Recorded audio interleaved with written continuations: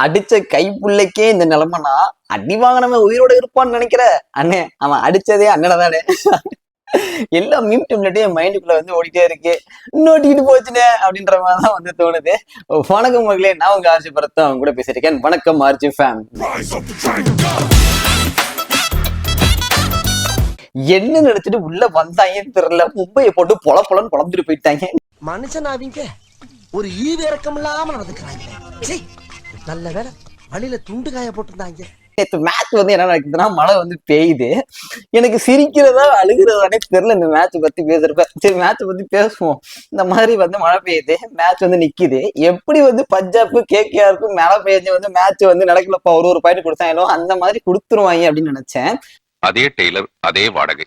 ஆனா இங்க என்ன நடக்குதுன்னா, சண்டாலம் நின்னு போயிருச்சு. நின்னு போன மலைக்கு வந்து என்ன பண்றாங்க, சரி நாங்க ஓவரை குறைச்சு பவுலிங் போடுங்க நீங்க அப்படின்னு சொல்லிட்டாங்க. 11 ஓவர் வந்து போடணும்ட்டாங்க. நம்ம கிட்ட இருக்கிற எல்லாருமே ஸ்டார் பவுலர், பும்ரா இருக்காப்ல, போல்ட் இருக்காப்ல, மேட்சை வந்து கதிகலங்க வச்சிருவாங்க RR அப்படின்னு சொல்லி யோசிச்சா, இங்க சீனே வேற. டேய் நாங்க எவன் போட்டாலும் பறக்க விடுவோம் அப்படின்னு சொல்லிட்டு 2 சுட்டி குழந்தைகள் குட்டி குஞ்சான்னு சொல்ல வந்தாங்க. மும்பை பவுலர்ஸை போட்டு பிரின்னு பிரிக்கிறாங்க. எனக்குலாம் பாக்குறப்ப டேய் மும்பை ஏதாவது பண்ணுங்கடா, ஏதாவது முன்னாடியே அந்த ஹேக்கர் ஏதாவது பண்ண சொல்றா அப்படின்னு பார்த்தா, ஹேக்கரான பும்ராவை முதல் பாலே 6 அடிக்கிறாங்க. ரொம்ப ரொம்ப சோகமா இருந்துச்சு இந்த பவுலிங் பொறுத்த வரைக்கும்.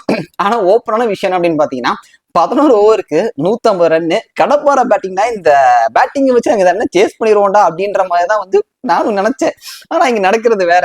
அவங்க வந்து டாக்டிக்ஸா ஸ்லோயர் பால் எல்லாம் போடுறாங்க. நம்ம ஆளுங்க அப்படியே அடிச்சு கையில கொடுத்துட்டு அவுட் ஆகிட்டு போயிட்டே இருக்காங்க. ஒருத்தன் கூட நேற்று இந்த மேட்ச்ல வந்து நிக்கவே இல்லை. இதுல பியூட்டி என்னன்னா, T20 world cup captain Suryakumar Yadav உள்ள இருக்காப்ல, இந்திய முன்னாள் அணி கேப்டன் ரோஹித் சர்மா உள்ள இருக்காப்ல, நியூசிலாந்தோட கேப்டன் மிச்சல் ஸ்டாண்ட்னர் வந்து உள்ள இருக்காப்ல, T20 டெஸ்ட் முன்னாள் கேப்டன் பும்ரா உள்ள இருக்காப்ல, மும்பை இந்தியன்ஸோட கேப்டன் ஹர்திக் பாண்டியா, இத்தனை கேப்டன்ஸ் உள்ள இருந்து என்னடா பண்ணீங்க நேற்று மேட்ச்ல. இன்னொரு விஷயம் இருக்கு என்ன அப்படின்னு பாத்தீங்கன்னா, நம்ம பங்காளி ஒரு சைடு வந்து அவங்க டீமே இல்லாம அவுட் ஆகுறாங்க. அது சரி, டேய் நீங்க இவ்வளவு பெரிய டீம் அவுட் ஆகுறீங்க, இதை எந்த கேட்டகரியில அவங்களை நான் வைக்கிறது இல்ல, எனக்கு சத்தியமா புரியல. இன்னொன்னு 11 ஓவருக்கு 150 ரன் அப்படிங்கிறது வந்து ரொம்ப அதிகம் தான், ரொம்ப அதிகமான ரன் தான் என்ன. ஏன்னா ஒரு ஓவருக்கு 15 ரன் ரேட் அப்படின்ற மாதிரி வந்து நேற்று மேட்ச் வந்து விளையாடி இருக்காங்க.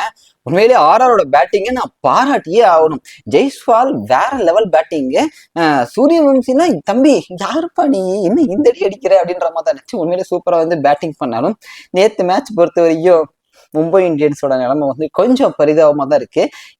இந்த மாதிரி விளையாண்டாங்கன்னா டேய் நீங்க பிளே ஆஃப் போயிருவீங்க அப்படின்னு எனக்கு நம்பிக்கை இருக்கு. ஆனா இப்படிலாம் விளையாண்டீங்கன்னா நம்ம சுத்தி இருக்கிறவங்க என்ன சொல்லுவாங்க, சிகப்பு மஞ்சள் என்ன பண்ணுவாங்க தெரியுமா நம்மள. உங்களுக்கு தெரியலடா, தெரியாமதான் நீங்க இப்படி பண்ணிட்டு இருக்கீங்களான்னு தெரியல. எங்களை போட்டு அடிச்சுக்கிட்டு இருக்காயடா, இன்ஸ்டாகிராம்ல நுறுக்கிட்டு இருக்காயடா. இதுல நீ வேற அடிப்படை வந்து பேட்டி வர கொடுக்காப்புல பவுலிங் தான் பிரச்சனை, பவுலிங் தான் பிரச்சனைன்னு தெரியுதுல. ஏதாவது பண்ணி அவங்களை மோட்டிவேட் பண்ணி நல்லா போட வைக்க வேண்டியதாடா. சரி ஜோக்ஸ் அபார்ட், நேற்று மேட்ச் வந்து சூப்பரான மேட்ச். உண்மையிலே வந்து டிசர்விங் அவங்க பேட்டிங்க்கு, RRோட பேட்டிங்க்கு அவங்களோட விக்டரி வந்து டிசர்விங் தான். ஆனா இந்த 150 ரன்னை எம்மையால சேஸ் பண்ண முடிஞ்சிருக்குமா அப்படின்னு கேட்டீங்கன்னா, ப்ராப்பரா விளையாடிருந்தாங்கன்னா கண்டிப்பா இதை வந்து சேஸ் பண்ணிருக்கலாம். நேத்து சொதப்பி இருக்கு அப்படின்னு தான் சொல்லலாம்.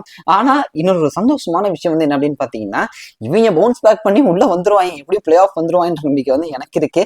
சில பேர் அங்க டீமே இல்லாம நாங்க வந்துருவோம்டான்னு சொல்லிட்டு இருக்காங்க. அவங்க நினைச்சாதான் நீ வா பங்காளி பக்கத்துல வந்து உட்காரு பங்காளி அப்படின்றாங்க. டேய் நாங்க பக்கத்துல இருந்து உட்கார்ந்தாலும் மேல ஏறி போயிருவோம்டா, ஏனியை பிடிச்சி நீங்க எதாவது பிடிச்சி மேல வாங்கடா வந்துங்கடா கூடயே அப்படின்னு தான் சொல்ல தோணுது.